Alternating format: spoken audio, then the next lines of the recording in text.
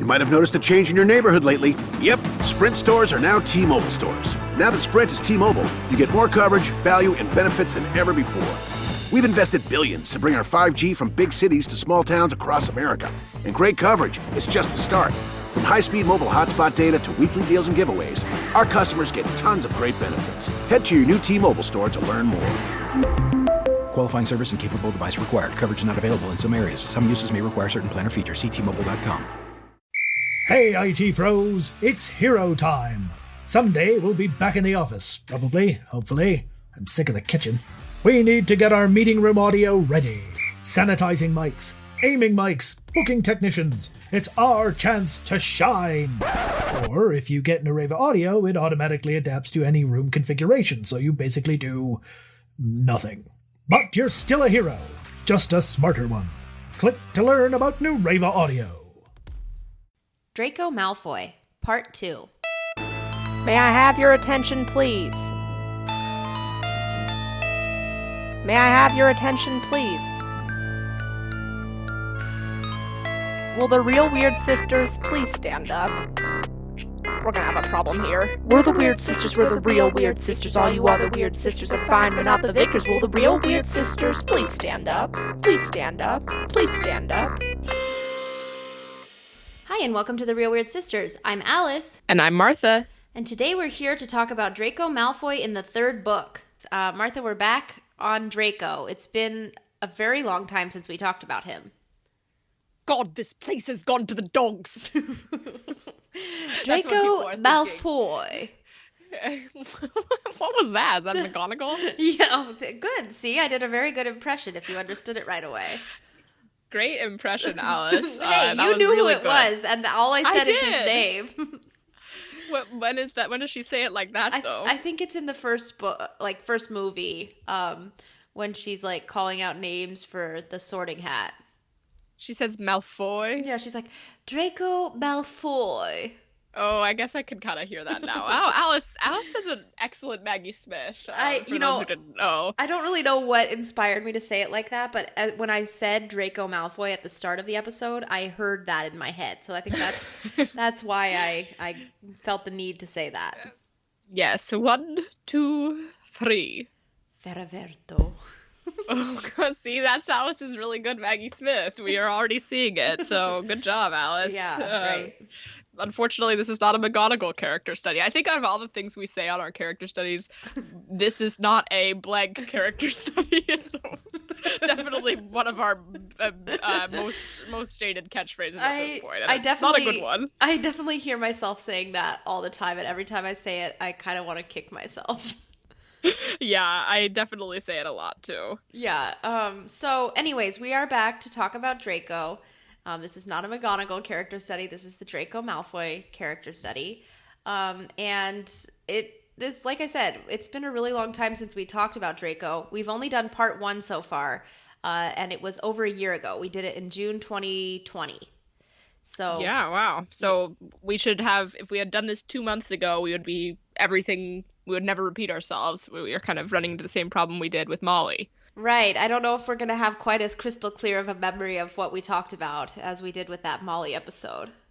Yeah. So, I mean, that was closer to a year, but it still was not exactly a year. So sorry if we repeat ourselves at all from what we said in the first 2 books. But I think with Draco, I mean, I feel like we run the risk of repeating ourselves a little bit less because we have like not really focusing so much on like, I mean, we'll talk about his character development a little bit, but I think it's more like what plots he's involved in and stuff than it is like stuff that we talked about last time. But who knows? That was 14 months ago, so I don't even remember. Right. So let's go ahead and get started on talking about Prisoner of Azkaban.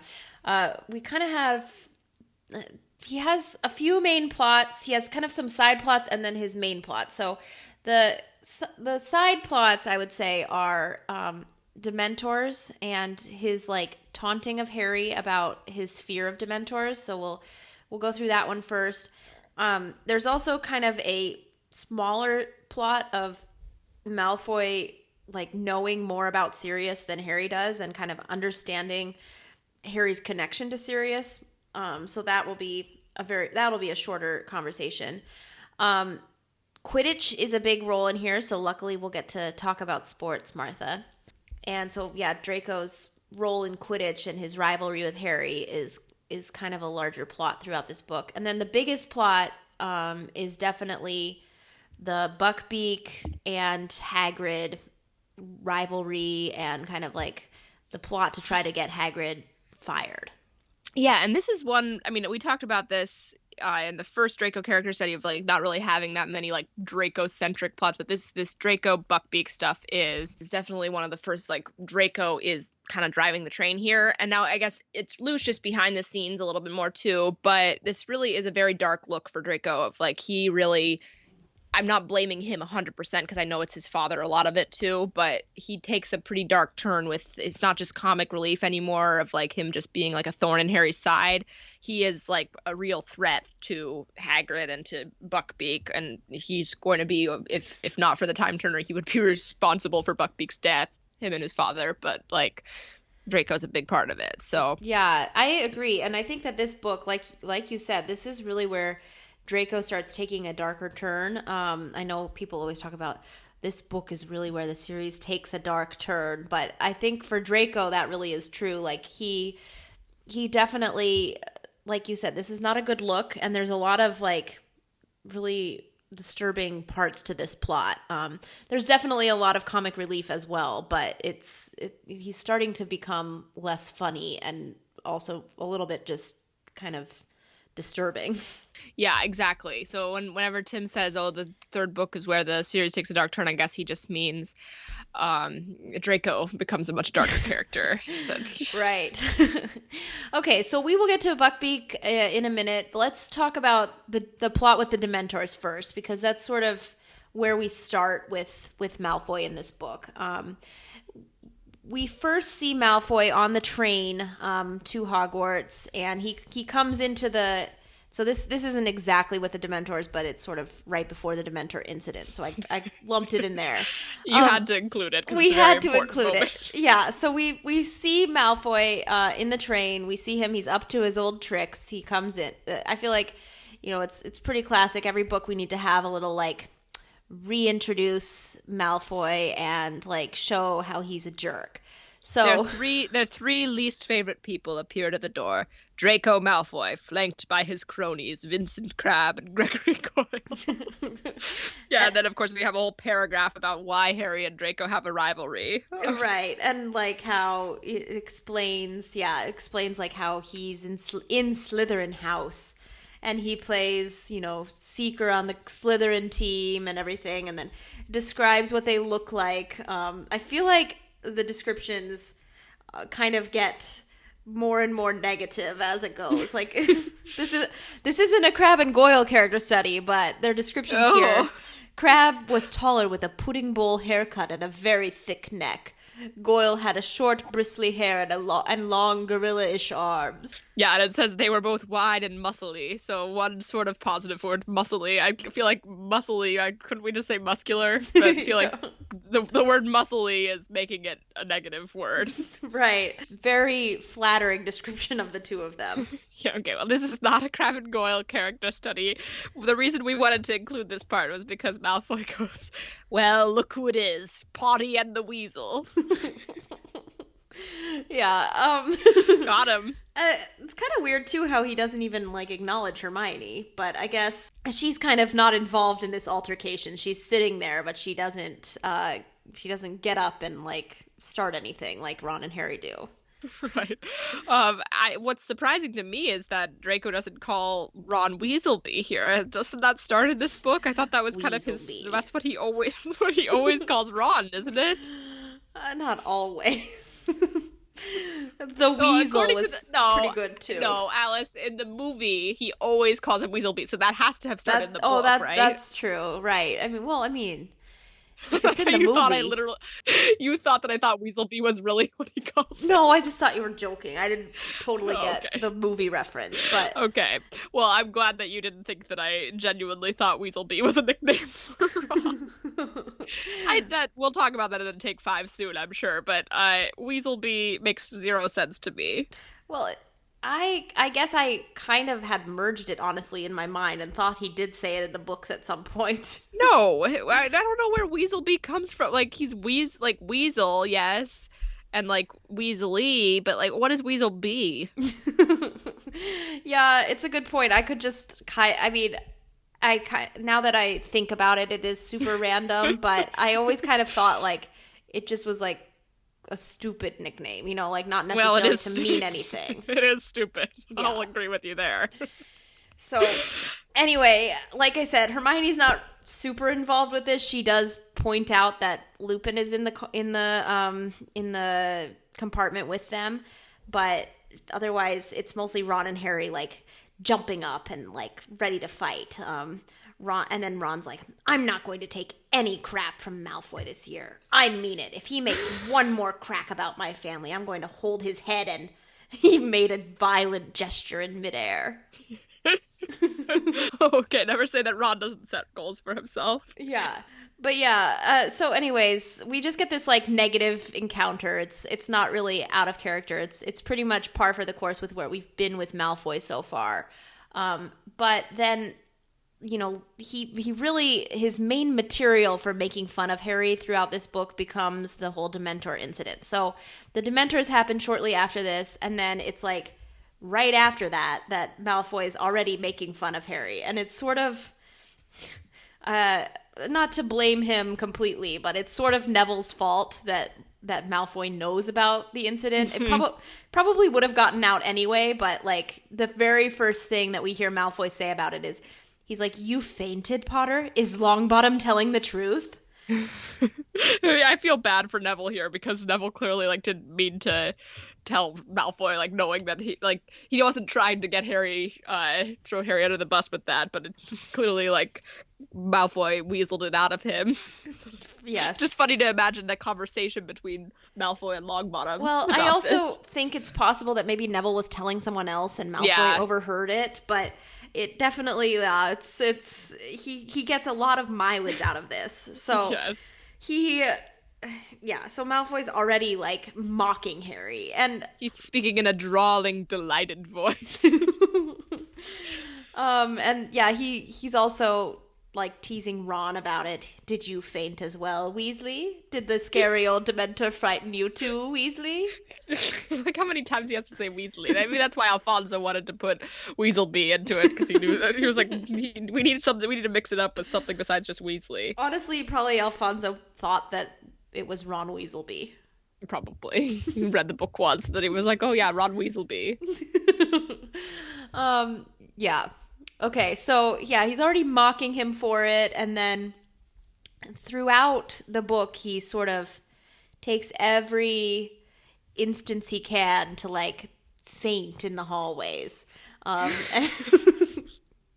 Fake faint. It is a pretty good bit. I mean, I will say, like, it's too bad for Harry, but I will say, out of all the things Malfoy does in this book, this is pretty amusing to me. Just like from a reader's standpoint, just watching Malfoy pretend to faint is pretty amusing.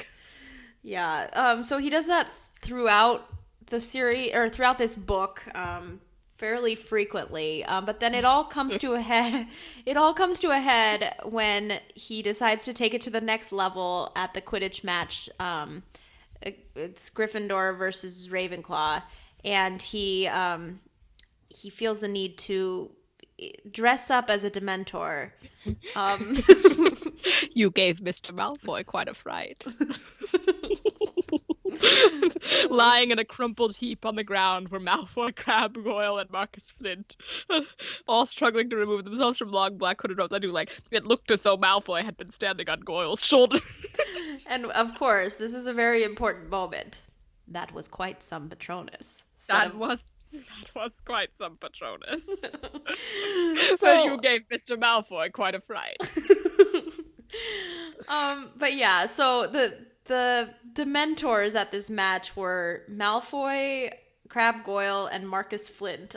So I know that it says that Malfoy was standing on Goyle's shoulders. So what was Crabbe standing on Flint's shoulders? No, it was 3 Dementors. So it was three. Flint, oh, okay. Yeah, Flint, Crabbe, and Malfoy on Goyle. That's why it's really funny. Yeah. Well, I like how he Yeah. was standing on his shoulders. Like, that takes Yeah. quite a bit of, like leg got, like, strength. And core, yeah.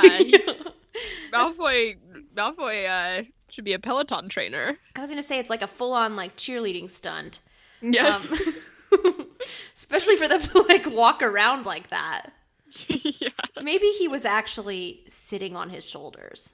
Yeah, I do think standing might be a bit of a stretch, but it does say standing.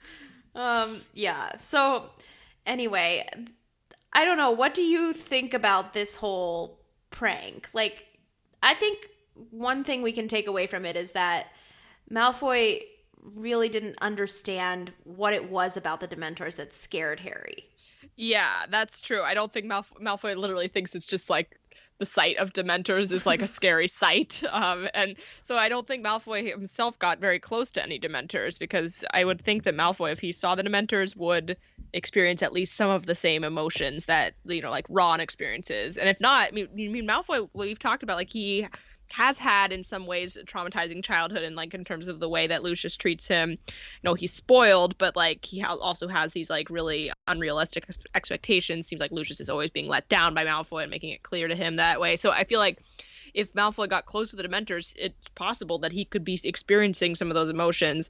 And I mean, that's not to say that if he knew that that's how it affected him, like he might then project onto Harry and then like really especially hate or especially exaggerate what it's like for Harry to like distract that it affects him. Mm-hmm. But him dressing up like Dementors does seem like it's not, he doesn't really get what's wrong with what Harry, he doesn't really get what problem Harry has with the Dementors. Yeah, I think so. So I think I agree. Like, I don't think he has been close to a Dementor at this point.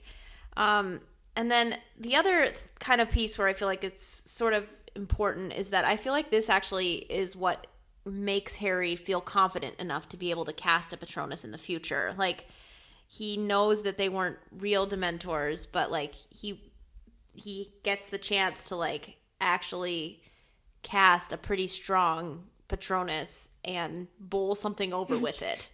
Harry, the Dementors didn't affect me at all. I didn't feel a thing. That would be because they weren't Dementors. You gave Mr. Malfoy quite a fright.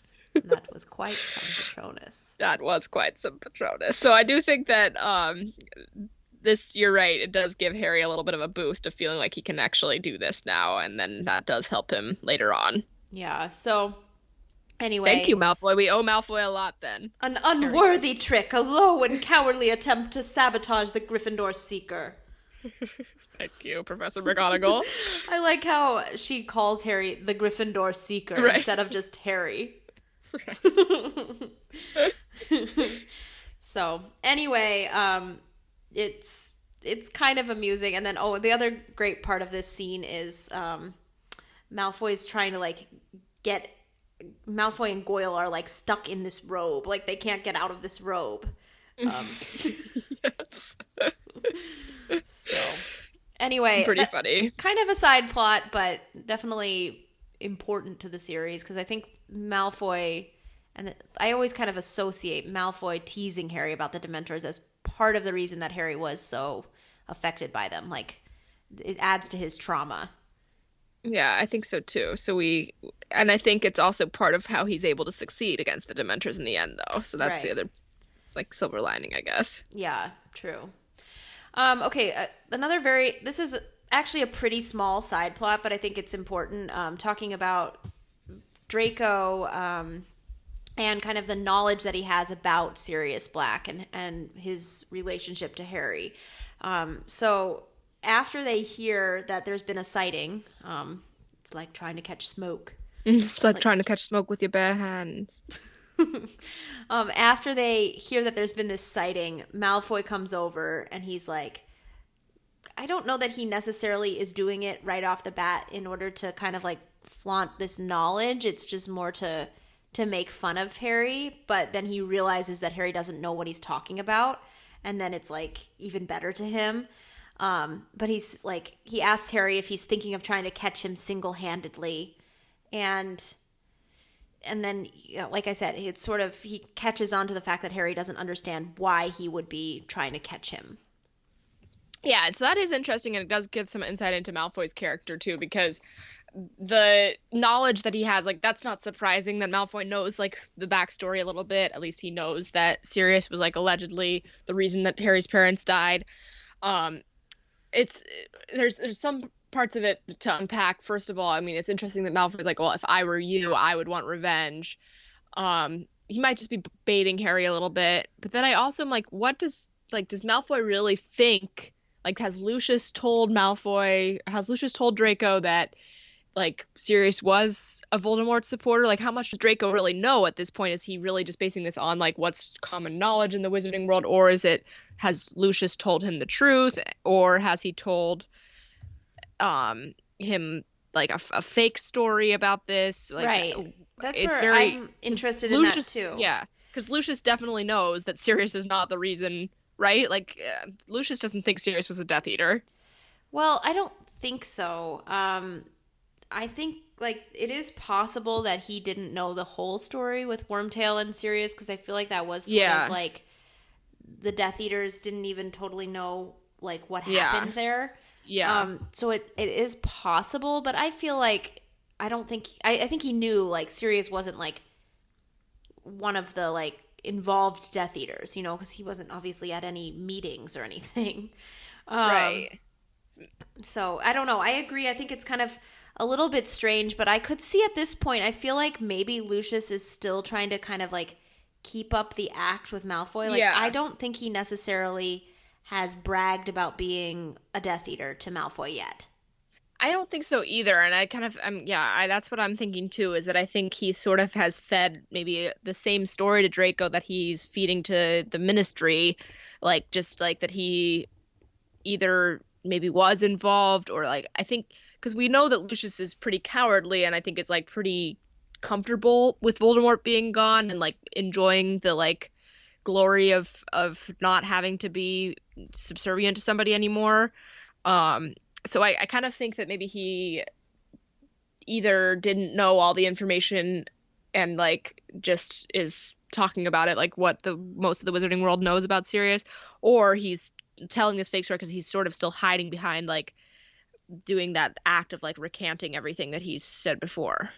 Right. I kind of feel like I believe the second theory a little bit more, just because I feel like Draco is still kind of, like, innocent at this point in the series, in the sense of, like, I don't think he fully understands what his parents have been involved with in the past. And I think I think so. Next book is when that starts to change. We'll talk about that when we get to Goblet of Fire, but I think it starts to change next book, and then obviously Order of the Phoenix is going to go from even more. But I kind of think that his parents have sheltered him a little bit, as far as, like, trying to probably keep up a facade of, like, no, we weren't involved in that, like, but I still feel like they're indoctrinating him with those type of beliefs, though. Yeah, I think so too. The other thing I'm wondering, like, do you think that he like, did Lucius make a point of telling Draco this, or is this just something that Draco's, like, overheard, like, talking about Sirius, and, like, or, like, I don't, it's hard to imagine, like, life at home with the Malfoys. Like, It is very hard to imagine, like, were they looking at the Daily Prophet, and then, like, Sirius, like, Lucius was like, oh, Sirius Black, like, you know, like, he's the reason that Harry Potter died. But, like, it just is a little bit hard to picture how that conversation really came up. Yeah, I agree. Yeah. So, I don't know. It's an interesting topic. I don't think we'll, unfortunately, ever know the answer. But just interesting to think about. And then it's also interesting because when Harry finds out this backstory himself, I feel like the fact that Malfoy knew it is, like, extra salt in the wound for him, because he's like, Malfoy knows. Remember what he said to me in Potions?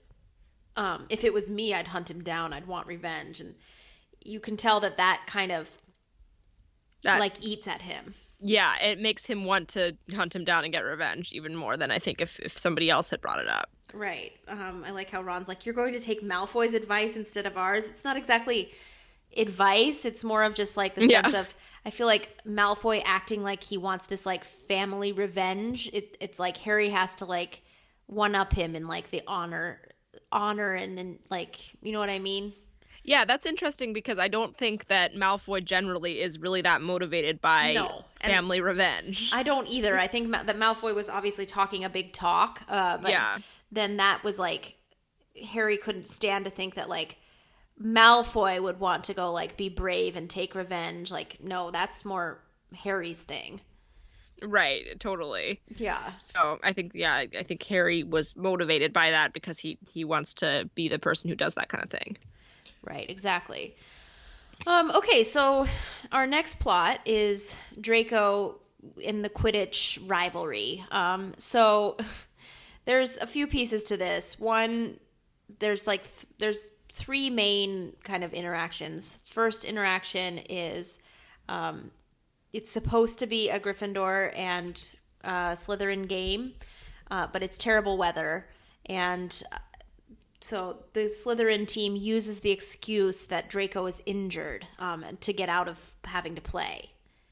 Yes.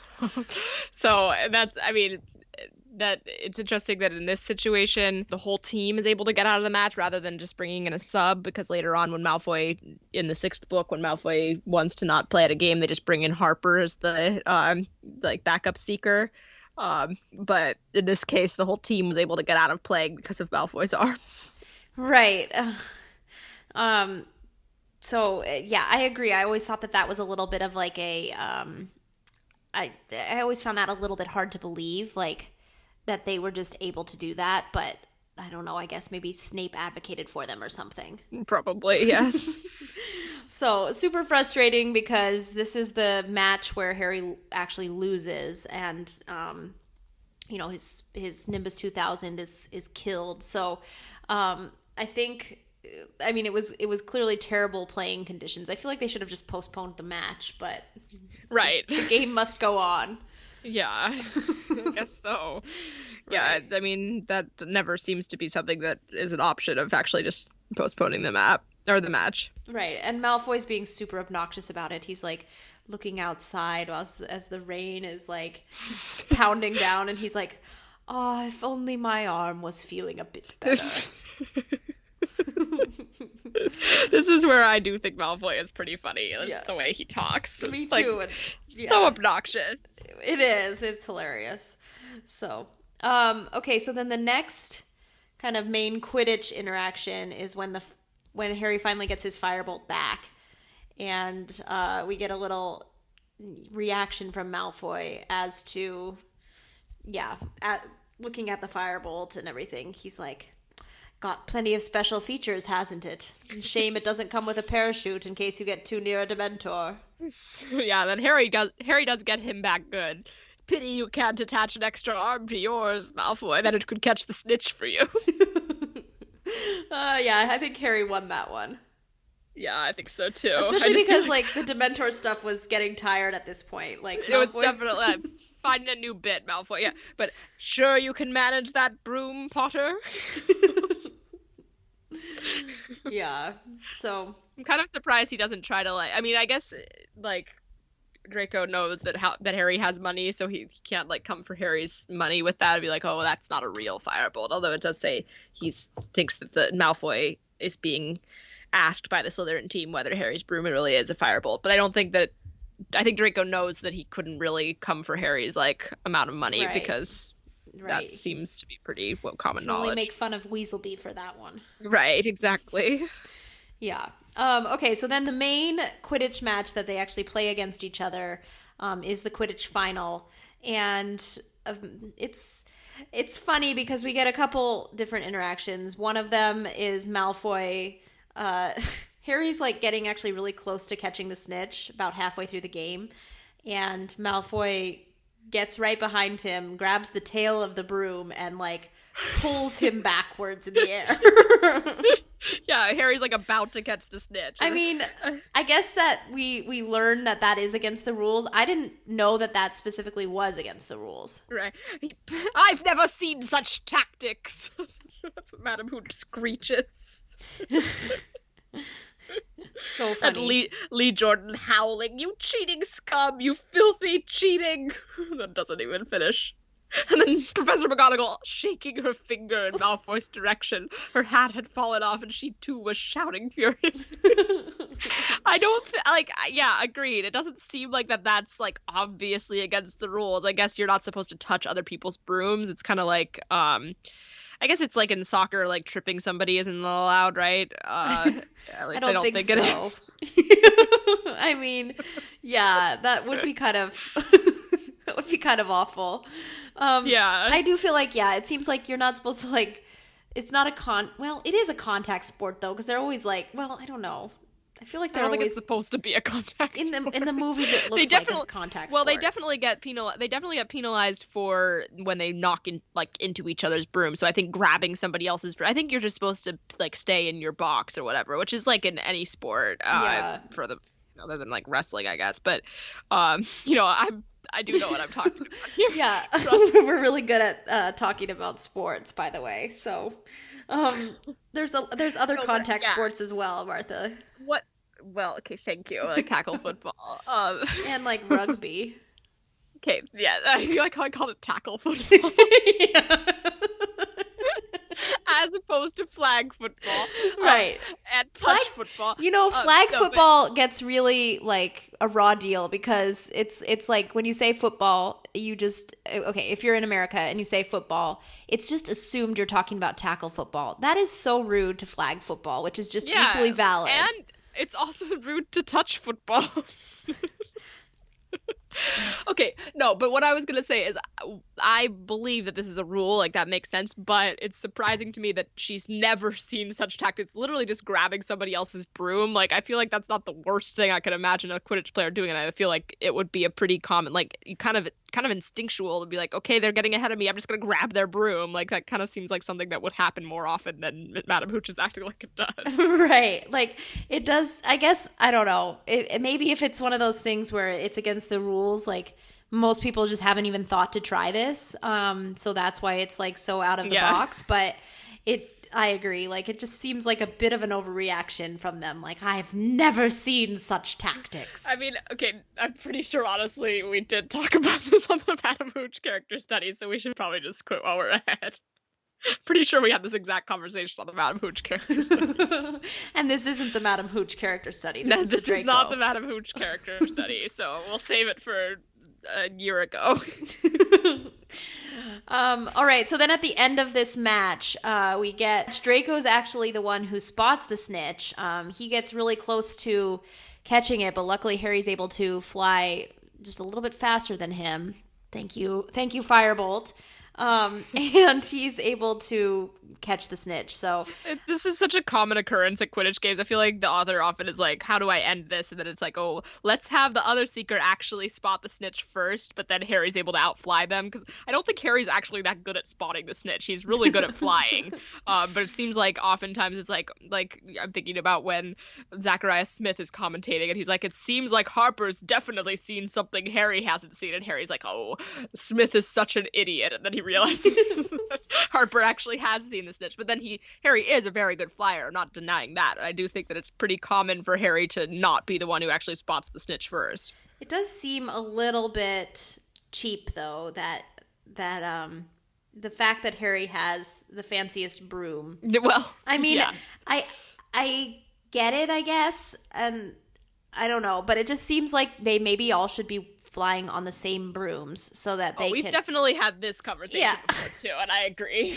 Because otherwise, I mean, I think that's what they do at like the World Cup. So I do think they were all on firebolts at the World Cup. So that makes more sense because then it's just purely based on talent and it's not based on the broom you're flying. Well, it's like in tackle football when all the teammates are supposed to have the same brand of shoes. Exactly. Yeah. So cleats, actually, I think they call them.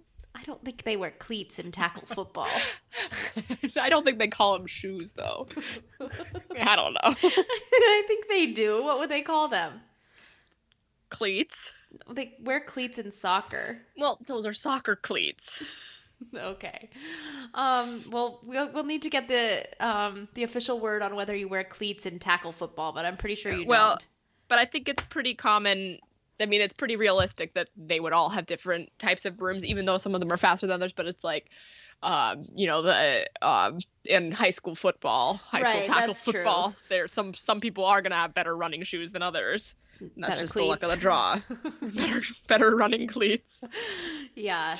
For tackle football. I do agree with you, and I don't want to belabor the point, but I do feel like the type of shoes you're wearing doesn't make as big of a difference as whether you have like a clean sweep 7 or a firebolt. I think Harry could fly very fast on a clean sweep 7 because I think Harry is a talented Quidditch, talented flyer. Oh yeah. So for I sure. do think that it's not just the fact that he has the firebolt. Is what I'm Yeah. saying. No. You're right, but it's sort of he has both of those things working for him.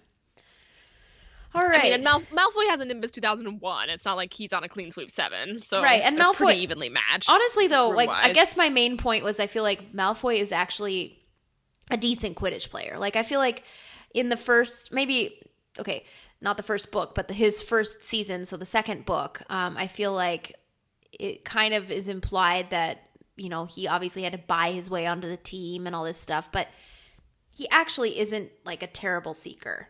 No, he's pretty good. Yeah.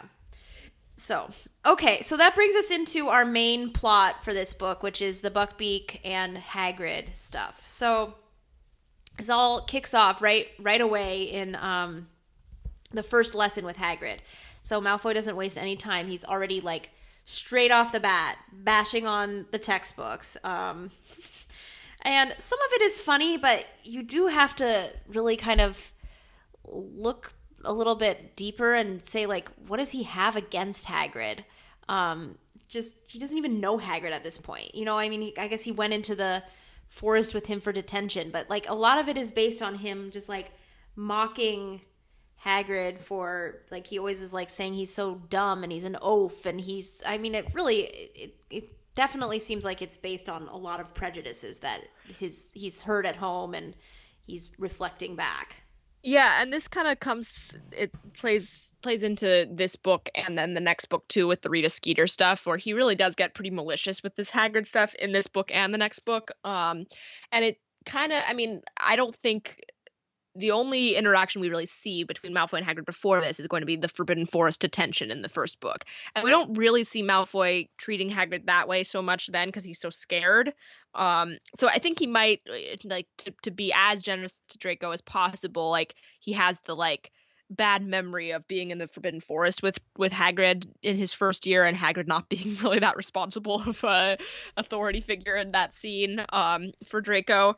So I feel like that has left a bad taste in his mouth a little bit, and then he's just gotten so much more cocky himself. So I think he's kind of like 2 years ago he was a little bit scared of Hagrid himself, and he was in a situation where he was really vulnerable with Hagrid there, and Hagrid was like Draco was like looking to Hagrid to protect him. And so now I do think it's a little bit of a defense mechanism on Draco's part of like, oh, well, I can have power over this person who saw me at my most like scared and cowardly self. But yeah, I think that's, again, being as generous as possible to Draco. And the other hand is just, I do think that he is very prejudiced against Hagrid. And what he doesn't like too, I think, is just the fact that Hagrid is so pro Dumbledore and so pro Harry. Like that's something that is the Malfoy family doesn't like, and then Draco doesn't like too.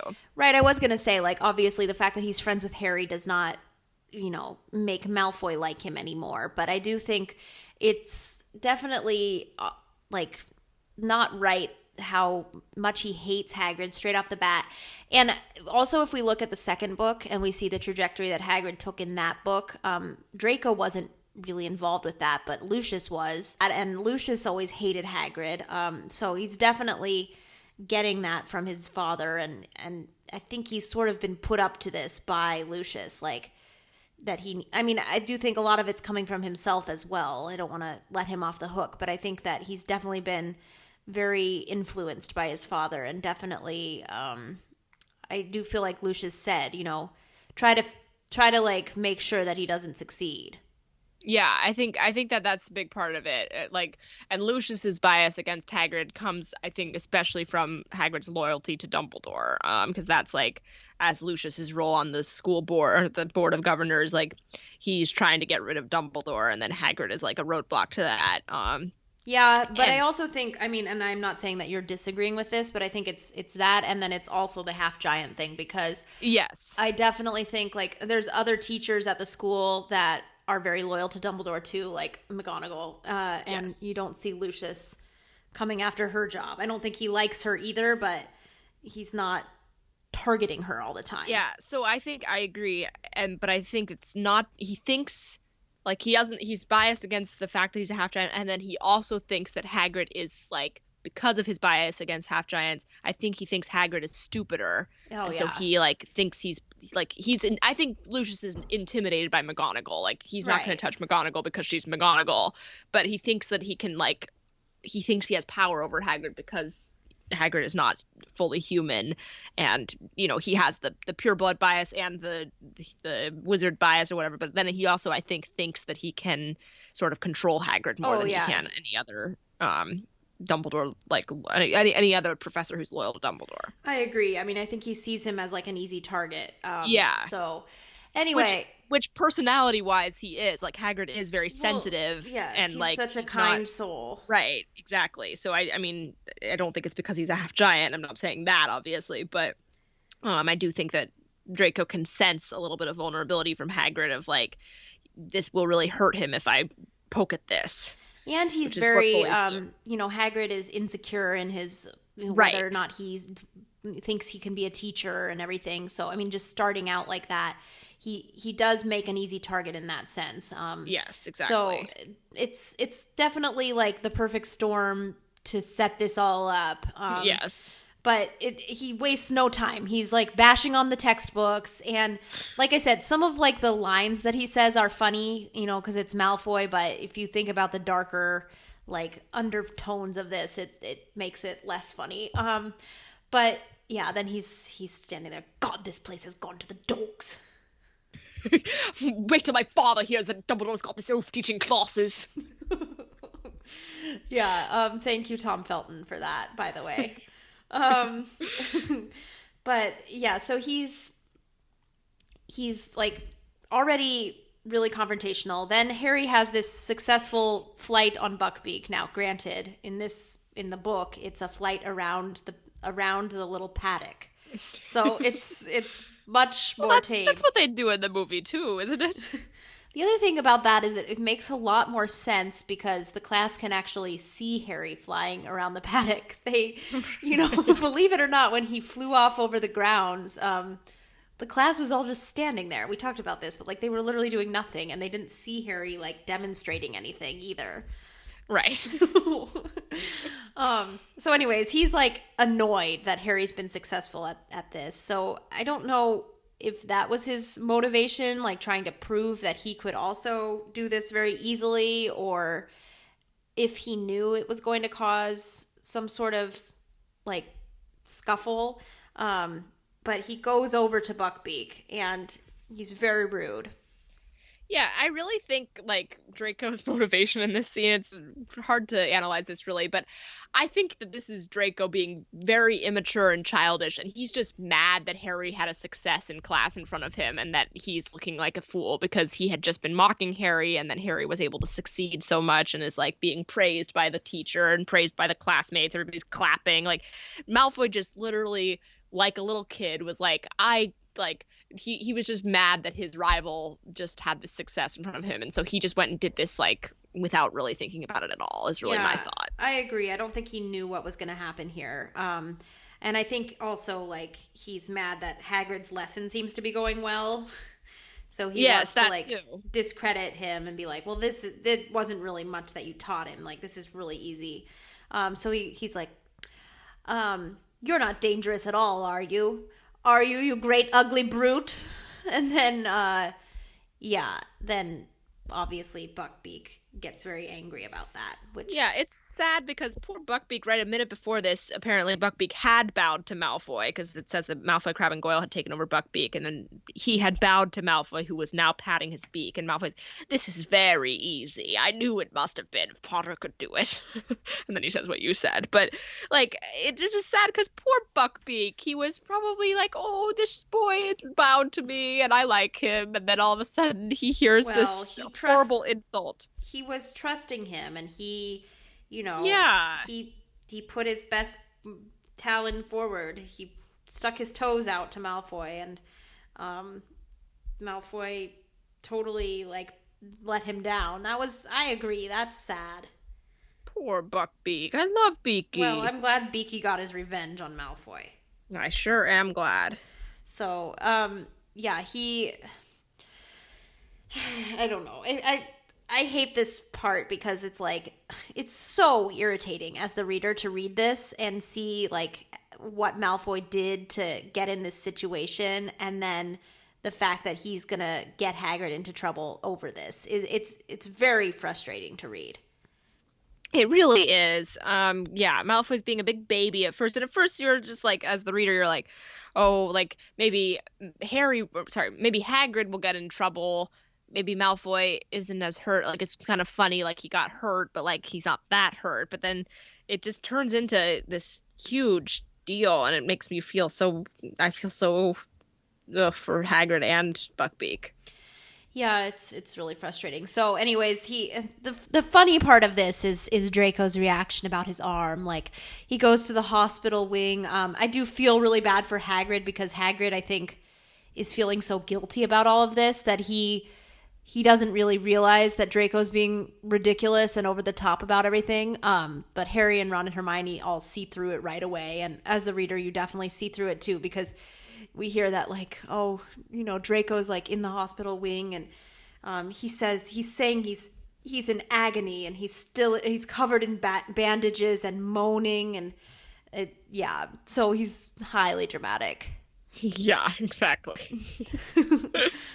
And I will say there's parts of this that are funny, like you said, in this fallout after the hospital wing when he has his arm in a sling for way too long, and has to have Ron chopping stuff for him in potions. There are parts of this that are funny. That is my favorite scene of this whole thing because, he comes back to potions. He can't chop his own stuff, so Snape orders Ron to do it. Ron does, a very bad job. And then, Malfoy complains, and Snape makes Ron trade what he's cut up for himself, which he's done a very good job with. And then, and sir, I'll need this shrivel fig skinned. Potter, you can skin Malfoy's shrivel fig. So funny. We talked about the shrivel fig on our herbology episode. We did. Shout out to our Herbology 101 episode from last week. If you haven't listened to it yet, definitely check it out. It was very fun. Yeah. So, anyways, this scene with Malfoy, he's definitely milking it, for sure. Yes. But I mean, it's literally right after he gets out of the hospital wing, and he's already sort of talking about how he's going to get Hagrid fired, and so you immediately know he's planning to use this to his advantage as much as he can. Right. So it doesn't, at first, like you said, it kind of seems like he's just milking it for his own personal gain, but then it turns into a much more, malicious. He's trying to get Hagrid fired. He's trying to get Buckbeak executed. I don't think Malfoy knew what this was going to turn into when he started this whole saga, but it is a pretty bad look. Yes, agreed. I think I kind of agree that I think it went. I don't think he realized the full implications, that Buckbeak was going to be sentenced to death from this, but he definitely. I think it was more of a situation where he wanted. I mean, I do think he thought it's possible Hagrid could get fired, and he was fine with that. Right, yeah. I'm afraid he won't be a teacher much longer. Father's not very happy about my injury. He's complained to the school governors and to the Minister of Magic. Father's got a lot of influence, and a lasting injury like this, who knows if my arm will ever be the same again. Right. So dramatic. And so fake too. It's right. Yeah, so irritating. So yeah, then Hagrid gets this letter in the mail telling him that Buckbeak's going to be put on trial. And like you said, I think it's kind of comes as a shock to the reader that Buckbeak is the one who's going to be in trouble for this. I think, they tried to get Hagrid fired, but with Dumbledore's protection, that wasn't really going to work out. So then they're like, well, what could we do to make his life miserable? Let's do this. Right, because the letter like that Hagrid gets says just like the first sentence says, "We have accepted the assurances of Professor Dumbledore that you bear no responsibility for the regrettable incident." So then they're like, "Okay, good," but then we find out it's Buckbeak that's going to be put on trial. So I don't think that this was Draco's intention. We said this already. I think he wanted Hagrid fired. That I don't think he did right away, but like once he saw what could happen, like that was what he was hoping would happen. I don't think he's trying to get Buckbeak executed, but that is what it turns into. And it's pretty messed up, kind of indicative of how the wizarding justice system is, and I mean lots of things that are messed up about this. Right, totally. Okay, so then the next big incident, this is a pretty good one. They are in Hogsmeade. Harry's under the cloak. They're at the Shrieking Shack. It's Harry and Ron. And they run into Malfoy, Crabbe, and Goyle. So Ron looks like he's by himself, and Malfoy starts like mocking him. And Harry sees this opportunity to throw mud at Malfoy from under the cloak. Which is pretty funny.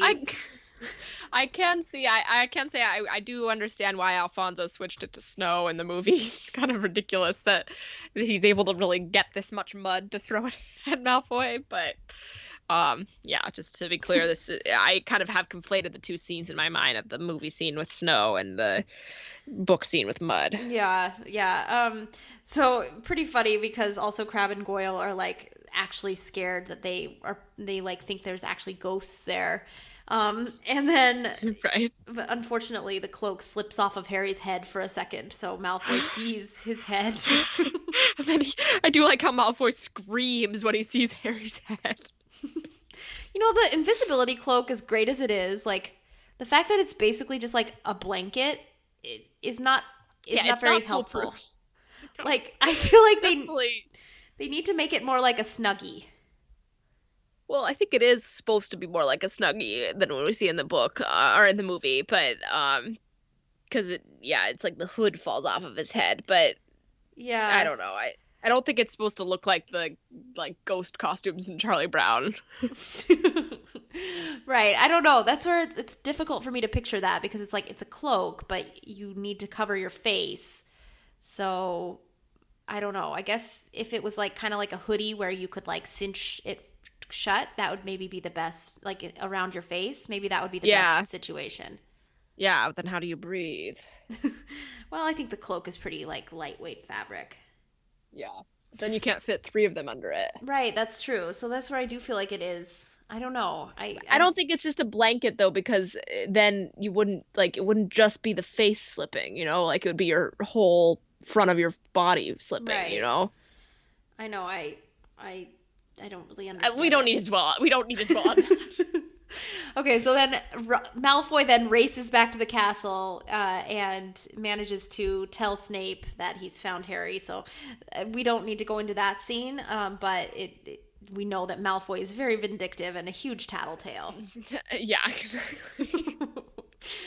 I just think he hates anytime Harry is able to get away with something, and that's part of this motivation in the Buckbeak plot, I think, is that he's kind of seeing this as like getting his revenge on Harry, because he just, anytime Harry wins, Malfoy just like hates it. Yeah, exactly. So we get mainly one more scene and then a short follow-up scene, but one more scene that's a combination of pretty awful and pretty great. We see Malfoy like gloating about the fact that, well, he's not I guess it's not really gloating, but he's like making fun of Hagrid for being upset about Buckbeak's sentence. Yes, and then the reason why this is good is that it ends with Hermione slapping him. So yeah, we do love this scene, of course. Right, and she does not call him a foul, evil, loathsome little cockroach, but she does. She does call him. She said, "Don't you dare call Hagrid pathetic, you foul, you evil." After she's already smacked him. Yeah. Right. So it's close, but not quite. Yeah, I do think it's pretty awful of Malfoy. Look at him blubber. Yeah, makes me so mad. It's really bad. Yeah, and he's like, "Have you ever seen anything quite as pathetic? He's supposed to be our teacher." Yeah, okay.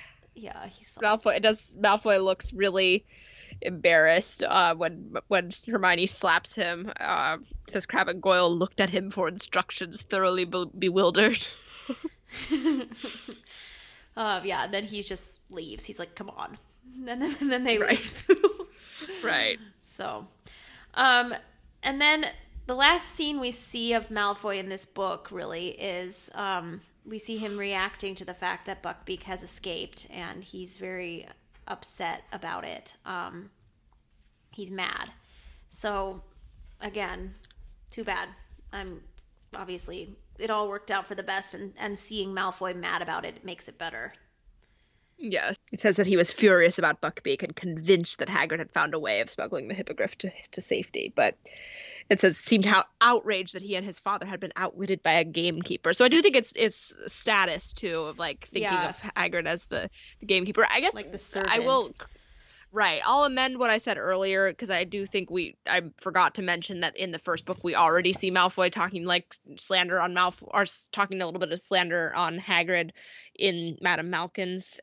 Like the first scene we see Malfoy where he's like, oh, I've heard of him. He's a sort of savage who lives on the ground. Right. Yeah. No, he definitely came in with very like biased views of Hagrid to begin with. Right. But right. Yeah. So. Anyway, that's Malfoy's arc in the third book. Let's go ahead and wrap up this book by rating him on his character traits, Martha. So, looking at books 1 and 2, he had, for those two books together, he was rated, we rated him Heart 1, Humor 4, Uniqueness and Creativity 3, and Depth 1. So that was a total score of 9 points. Yeah, so I think we're definitely going to increase the depth and maybe uniqueness and creativity as well. Do you think humor should stay at a 4, or do we think his humor goes down a little bit for book 3 because he's gotten a little bit darker? Yeah, okay. Let's raise up depth hard. For sure, but he's still not that deep by the end of the third book. But yeah, by the end of the third book, I feel like he's still at probably a 3 max, but probably more like a 2 because it's not like we see him and his dad together, or like we're seeing more plots with him, like we said, more Draco-centric plots, but it's not like we're not like getting into his head. No. So yeah. Maybe 2 for depth now? I think so. Let's do 2. But I agree. I feel like humor maybe needs to go down 1. But then should we bring uniqueness up to 4? Because I just feel like he's not just like in the third book there's some surprises with him, and like I just think it gets a little bit more, it goes with the depth a little bit, but I think 3 seems low for uniqueness. That sounds good to me. Yeah. Because that's what we give everybody. 3 is our baseline for uniqueness. We've never given below a 3. So I feel true. Like Draco deserves higher than that, the lowest we've given. Right, that's true. So, okay, I'm good with that. We've got Heart 1, Humor 3, Uniqueness and Creativity 4, Depth 2. That gives him a total score of 10 points. Okay, so he's gone from 9 to 10. That seems fine. Okay. Yeah. All right, well, just as a reminder, you can see some of the rankings on our website, realweirdSisters.com. Don't forget to make sure you're following us on all of our social media. We're at Facebook at facebook.com/realweirdSisters. Twitter, we're at realweirdsister, and then we're also at realweirdmartha and realweirdalice. That's right. And then on Instagram, we're at Real Weird Sisters Pod. So basically just start typing Real Weird Sister and then hope that you can fill in the end of that for yourself. Yeah. Don't forget also that we are on iTunes on 2 feeds, or on whatever podcast app you use. We have 2 feeds. It's not just our regular Real Weird Sisters feed. We have the Real Weird Sisters, the archive, for those book club episodes from books 3 through 6. So if you're looking for those, don't forget, you can always find them. We just had to add a second feed because we have so many episodes. Yes, exactly. So, yes, please check out all of that social media and those feeds. And then, of course, the best way to support us, as always, is to become our patron. So if you go to patreon.com/realweirdSisters, you can see the options for deciding to support us financially. We'd love to have you as a patron. Our patrons really are the ones who make our show possible. So if you're able to do that, please consider that. If you're not able to do that, another great way to support the show is to make sure you're subscribed to us in iTunes, first of all, or whatever podcatcher you use. And then to write us a a review with a 5-star rating to accompany it. So this week we have a review from Nikki Veit, and it is called Real Awesome Sisters. Okay, Nikki writes, I'm so glad to have found this amazing podcast. I'm a huge fan of podcasts, but this one is definitely in my top 3 all-time favorites. I only discovered the podcast a little while ago, so I've been binge listening to the character study episodes. It is so much fun to listen to the sisters delve into every detail of even minor characters, and I've enjoyed every moment. I can't wait to listen to the book club episodes. There's still so many episodes left to enjoy. Thanks to the Real Weird Sisters for adding a splash of fun and whimsy to my days. Yeah, well, I don't often hear about people starting with the character studies and going back to the book club, so I'm excited that somebody's doing that. Glad somebody's finding us now. Yeah. So thank you, Nikki, for listening. Thank you for the nice review. Yeah, thank you so much. And this is just a reminder to everyone, don't feel like you have to catch up on everything before you can start listening to the character studies. Well, if they're listening to this, that means they probably either don't feel that way or Okay. I was hoping you wouldn't pick up on that. All right. Well, we will be back next week. We're going to pick up with Draco Part 3, where we will discuss Draco in the 4th book. And until then, we're the Real Weird Sisters. We're the Weird Sisters, we're the Real Weird Sisters. All you other weird sisters are fine, we're not the victors. We're the Real Weird Sisters. Please stand up. Please stand up. Please stand up.